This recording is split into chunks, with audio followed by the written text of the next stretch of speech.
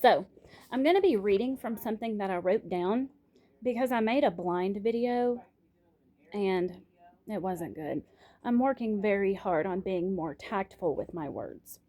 So, this is what's going on. I'm making this video today because, as many people know, I am in custody litigation.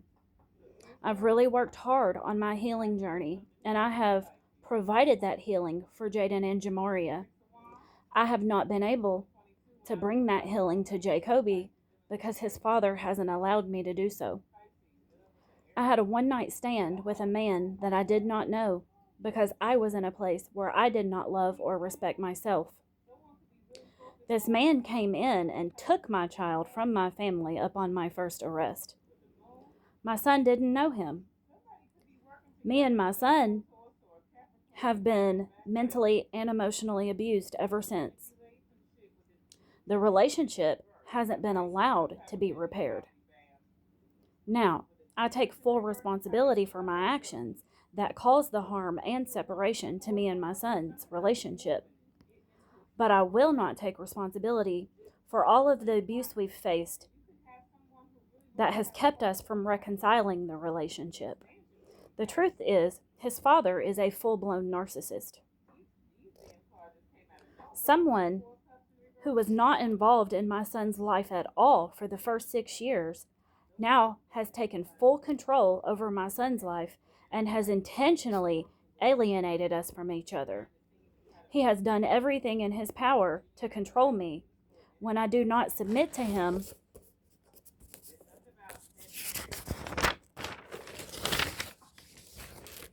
he pulls my son from me. When I'm doing as he wishes, all is gravy. I had been feeling trapped for a very long time. I broke away from his ties, but Jacoby is still trapped. His father treats him like a dog. He controls his every move. He projects his lies and manipulation onto Jacoby, and he has no choice but to accept it, or he will suffer for not agreeing.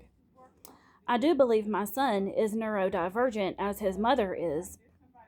His father refuses to have him assessed because with assessments come questions, and his father, like any other narcissist, wants to stay hidden. My son Jacoby is emo grunge. He has a different style, a different way of thinking, very much like his mother, and he's not accepted for who he is in his true authenticity. This is a disservice to Jacoby, a big true disservice to my child. This litigation has been going on for months, and the entire time, people have wanted to silence me. My lawyer doesn't want me to speak up. I feel her intentions are pure. She is used to going with the grain of things. His lawyer actually yelled at me and threatened me to get her order signed that did not include any rights for me. When she saw me struggling, she gave a devilish laugh at me. We brought in the friend of court, and she acts like none of this matters either. So I feel the need to get the community involved. I will not be silenced when I know that my son is suffering and that I am the better parent. If this is how the justice system is really operating, then there's definitely a change that needs to be made. Just because a mother has a past mental health and criminal record does not mean that she cannot heal, rebuild her life, and become victorious over everything meant to destroy her. I'm hardworking and dedicated to providing the best life for myself and for my children. I have 4 years sober. I live in a nice home in a nice area. I run my own cleaning service. I'm mentally stable, despite whoever wants to claim I'm crazy. I'm not crazy. I was dealing with a narcissist who lies, manipulates, abuses, overexerts control, and wants to win at any cost. He had me in a really dark place, and I had to heal from that. I was made to fear speaking up, and that's just not who I am. It's not who Jesus was either. I'm not meant to go with the grain. Most neurodivergents aren't. And bold moves like this are what bring about change.